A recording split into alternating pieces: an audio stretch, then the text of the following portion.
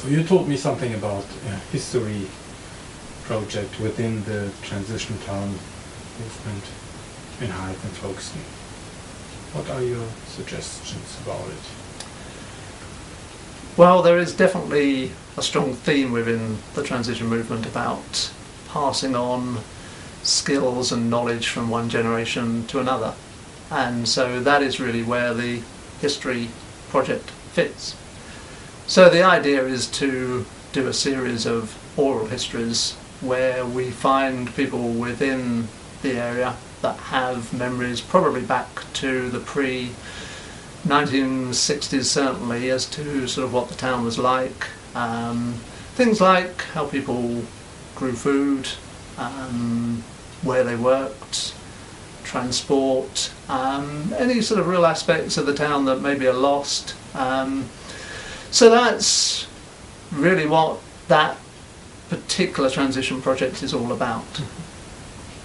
The first oral history that we're going to do is actually to do with the airport out at Lydd, where we've got somebody who worked there not long after the Second World War, has got a lot of memories about the place as a place to work, about the planes that flew in and out, about the logistics of air travel at that time, and has got a font of memories and knowledge that we're going to capture. Do you have any other people in mind who could talk about growing food in Hythe, for example? Certainly have, yes. As we've started to put out the appeal for people that have got particular memories, then we've started to get people that have come forwards. So we've also got somebody from Hythe who has a very good memory of what it used to be like in the years straight after the war, where there was, by necessity, a lot of community growing. So a lot of the areas that are today built on were allotments, and the bulk of the community, from the sound of things, actually got its hands dirty and grew its own food, which is very different from today, where the allotments and the community growing that is left is a tiny footprint of what used to be the case. And that then fits quite well with that transition theme of trying to open up more of the town to growing vegetables, growing fruit, growing nuts, planting trees. And so the oral histories, I think, have quite a lot of synergies once you start to get into the particular themes. How would you perform such an interview? It will depend a little bit on the subject matter.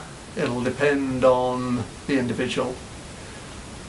I would certainly envisage some of them potentially being a sort of walk through parts of the town, where if you're talking about areas that used to be allotments, for instance, it would be quite interesting to have somebody actually walk you through the different areas and to be able to point out where they are. There are others, such as the memories of Lydd Airport, where for logistical reasons I think we'll be doing that by telephone, because the individual in question is not local anymore. His eyesight is very bad. So it'll depend from subject to subject and oral historian to oral historian, I suppose. If it comes especially to growing food, would you see any chance to find a young person, maybe a child, talking to someone with real experience from the 60s?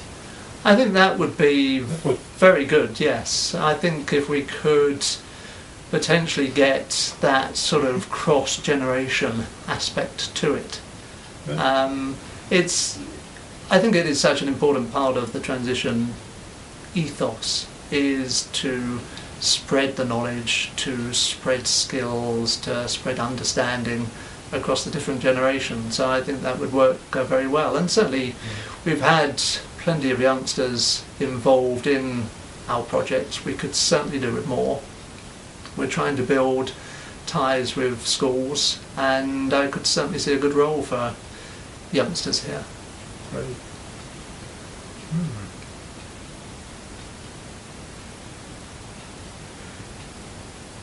Do you have any other aspects, or what is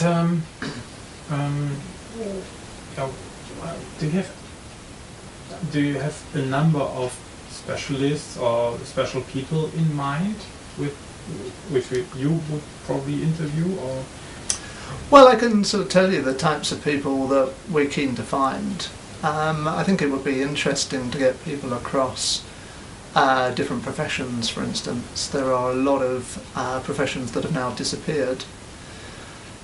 We've also got to remember that Folkestone used to be a very busy port, for instance. So finding people that worked in the port, on the railways. The railway used to come down to the harbour. You used to have boat trains going from Folkestone, so that would be interesting to sort of look at transport. You used to have a tram system that ran from Hythe along here. You used to have the lifts that went up different parts of the cliff, of which there's one left, but there were certainly more. There's also a particular development at the moment which is certainly causing quite a lot of emotion, which is the loss potentially of something called Ingles Manor Garden Centre. Now actually when you look back, that is the final little bit of green of what used to be a lovely big area in the centre of Folkestone. There was a real sort of community point with a lot of sports going on there, a lot of gardens. Now it's already pretty much covered by the council offices, by the law court, by residential accommodation. But there is one bit left, and that is now under threat of development. Now there are people that remember the entirety, and I think it would be an interesting part of the argument about retaining that facility to remember what has already been lost and put into context what might now disappear for good. Great, thank you very much. That's a pleasure, Gunnar.